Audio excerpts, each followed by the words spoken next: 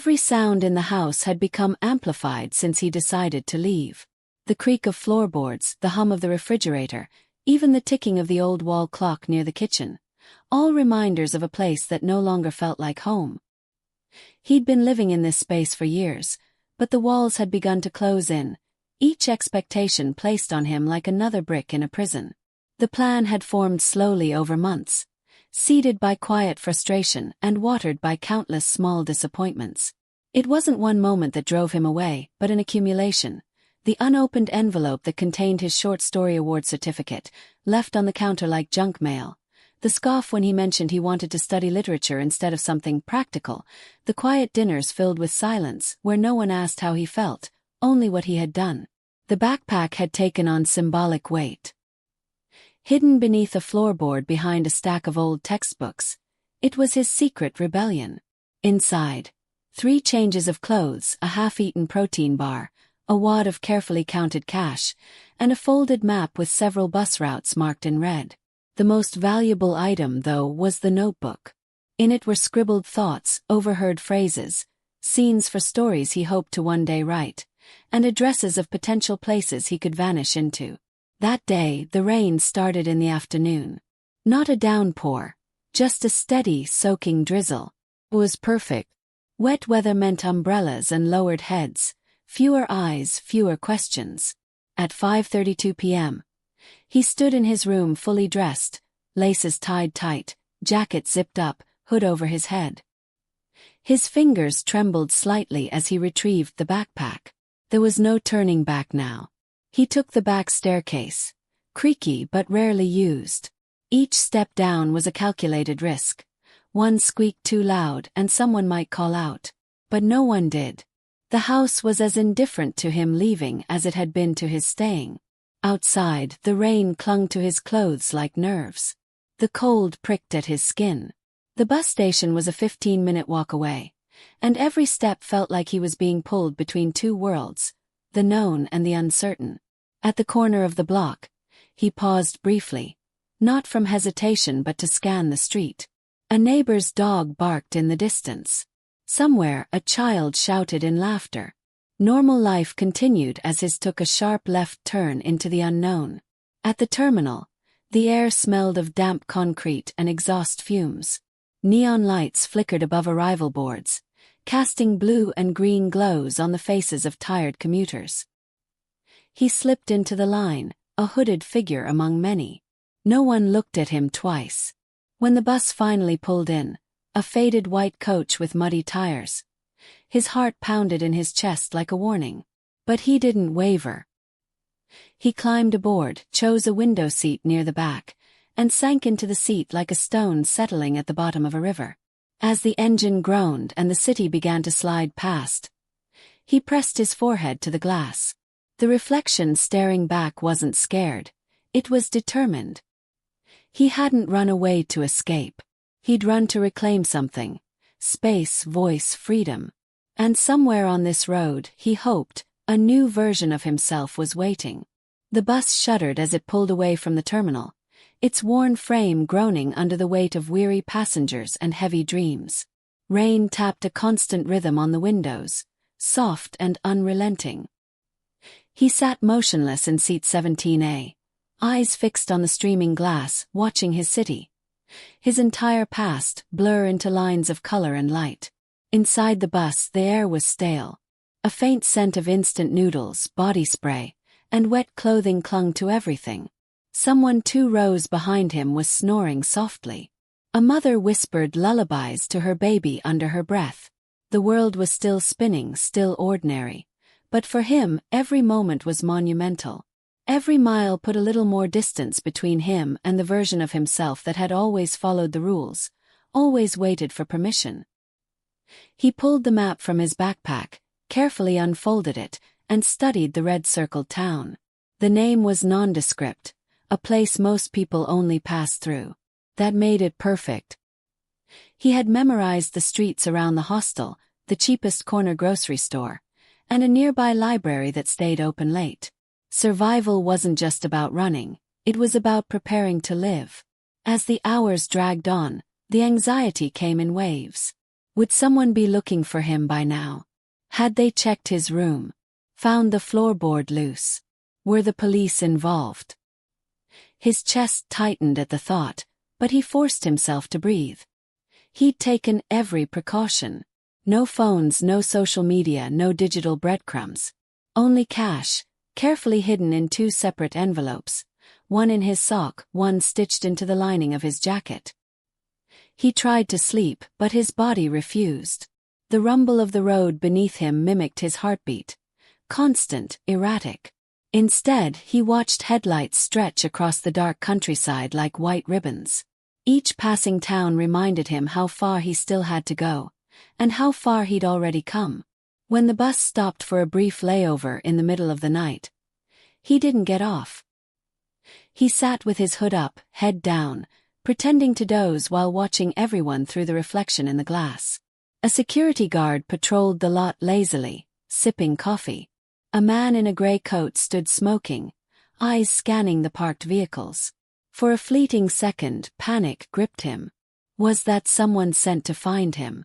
But the man turned away, flicked his cigarette into a puddle, and climbed back onto another bus. He exhaled.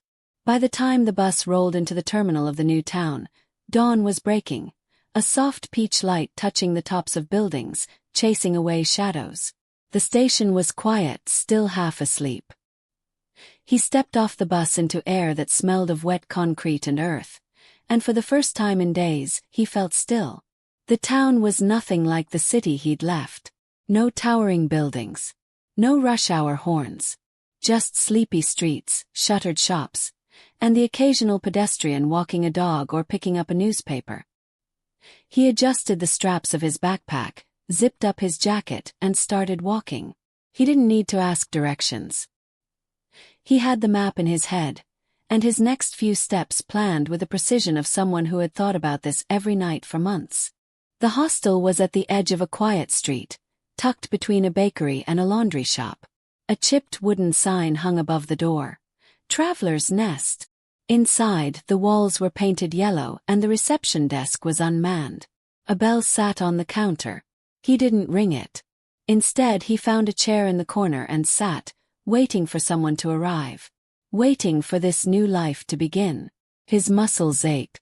His stomach growled. But his mind, despite the exhaustion, felt sharper than it had in a long time. He had done it. He had escaped. But he also knew, this was just the beginning. He should have known it wouldn't last long. It began with a glance. A split second too long. A stare held just a bit too steadily. He was sitting at a cafe 2 blocks from the hostel, sipping a cup of black coffee gone cold, trying to blend in with the morning crowd. His hoodie was up, his notebook open, pen in hand, but his mind wasn't on the story he was writing. It was on the strange weight of eyes. Across the street, under the awning of a small pharmacy, stood a man in an ill-fitting brown jacket.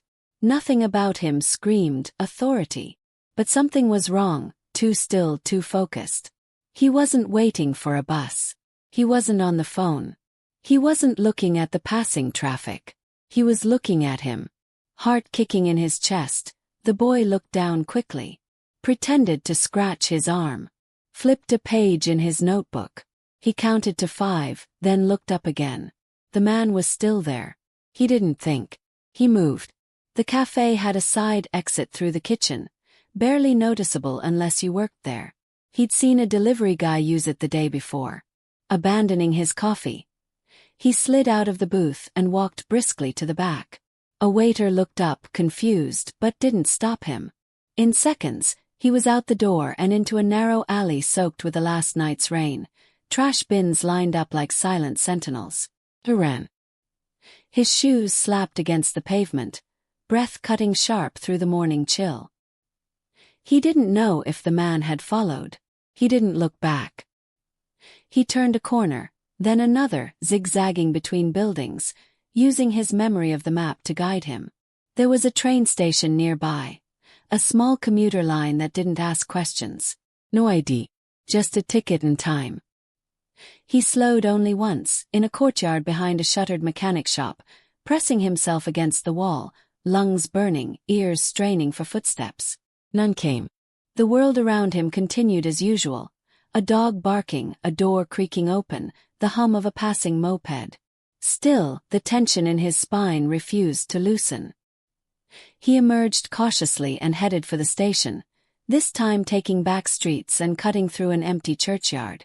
When he finally saw the iron sign that read North Point Line, Local Service, his legs nearly gave out. But he kept walking, steady now, measured. He bought a ticket to a random small town 2 hours away. Paid in cash. No questions. The woman behind the glass barely looked up. The train was mostly empty. He took a seat near the middle, back to the window, scanning every new face that boarded. His reflection in the glass was ghostly. Pale, eyes sunken, jaw tight. But there was something else there too, steel. He was surviving. Outside the window, the world rushed past. Forests, overpasses, narrow bridges. It wasn't freedom yet, but it was motion. That mattered. He arrived in the new town just before noon. It was even quieter than the last, the kind of place where time seemed to move more slowly, where a stranger might go unnoticed for a while. He found a guest house down a gravel path, run by an old couple who didn't care who he was as long as he paid in advance. No digital records, no ID. Just a key handed to him with a quiet nod.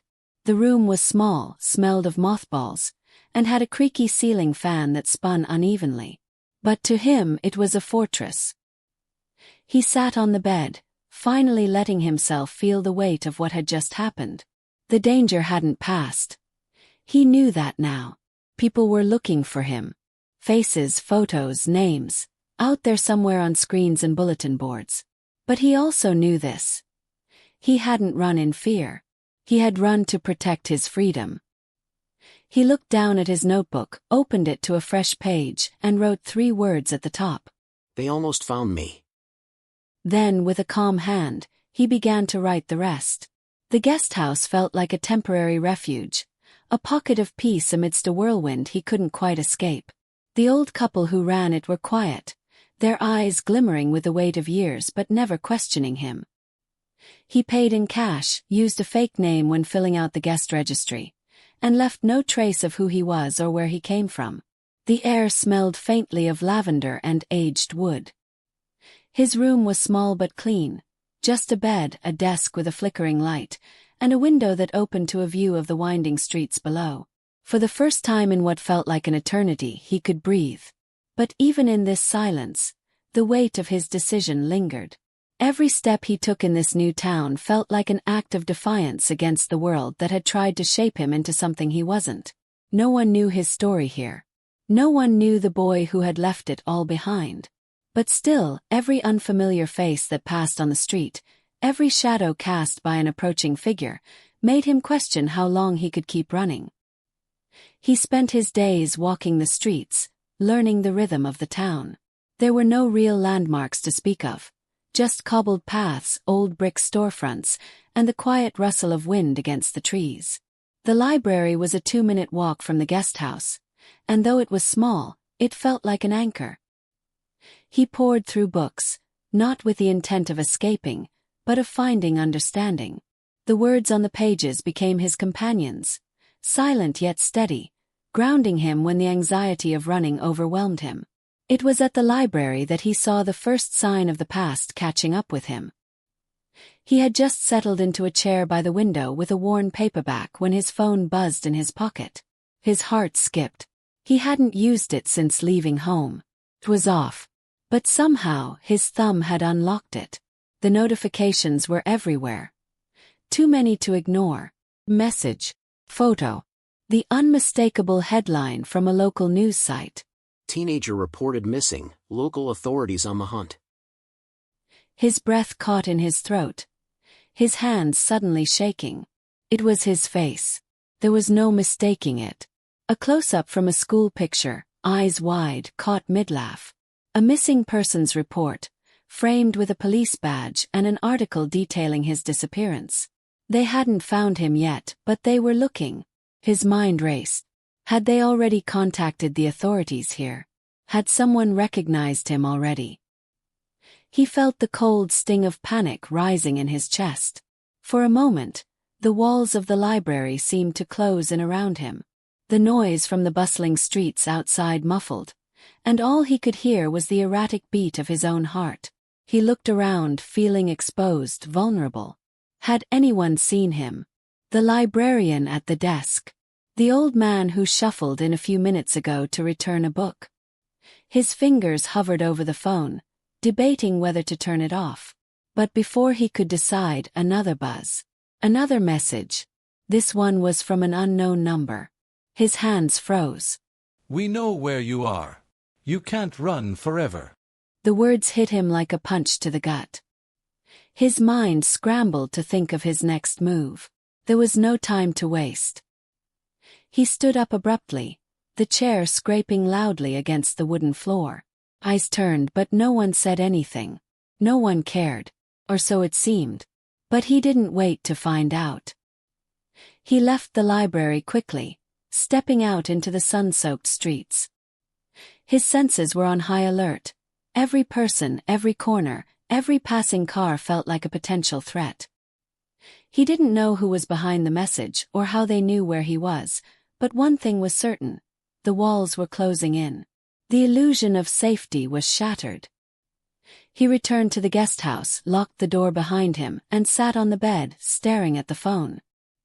His fingers ached to text back, to explain himself, to beg for mercy, to deny it all. But he didn't. Instead, he turned the phone off. No more connections. No more mistakes. The old couple knocked on the door later, as the evening shadows grew long. A soft rap, so gentle, so polite that it almost made him flinch. He didn't answer. He couldn't risk it. By dusk, he knew he had to act fast. He couldn't stay here much longer. His escape plan was no longer about the freedom of exploring a new city. It had become a race against time. He needed to get out of town, off the grid, far away from where anyone could trace him. The train station was his best bet. But this time it wasn't about the destination. It was about vanishing again. He grabbed his backpack, double-checked the contents, cash, notebook, maps, and made his way to the back door of the guest house. The streets were quieter now, the soft orange glow of streetlights casting long shadows. He moved quickly, blending in with the night, and found himself at the station in less than 10 minutes. The station was empty, save for a few tired-looking travelers hunched over their bags. He purchased another ticket with the last of his cash, a small, nondescript town hours away. He didn't care where, just as long as it was far. The train hummed to life beneath his feet, and as the station faded behind him, he couldn't help but feel that same mixture of dread and exhilaration. He wasn't safe, not yet. The messages, the photo, the silent chase. It was all closing in on him. But he wasn't going to stop. Not now. Not ever. This was his life now. A constant fight to stay one step ahead. And he'd be damned if he let anyone take that away from him. The train rattled along the tracks, the rhythmic hum beneath his feet a constant reminder that there was no turning back. He hadn't even bothered to look at the ticket. It was a one-way ride, a quiet escape. But as the miles stretched on and the landscape outside blurred into the fading light of dusk, the gnawing unease returned. His nerves, once taut from the thrill of running, had begun to unravel into something deeper: uncertainty. He had thought he'd prepared for this moment, that once he was away from home, away from everything that bound him, he'd feel liberated, like the weight of the world had been lifted. But instead, the silence of the train felt oppressive. The faces of strangers, unaware of his story, made him feel invisible, but it also made him question how far he could truly disappear. The messages had stopped for the moment, but that didn't mean he was safe. He didn't know how they had found him in the first place, but he knew one thing for certain: they wouldn't stop. Someone was still out there looking, still hunting for him. The idea of being hunted, of being pursued relentlessly, gnawed at him like a constant, invisible force. When the train finally screeched to a halt in the next station, he hesitated. This town wasn't much different from the others.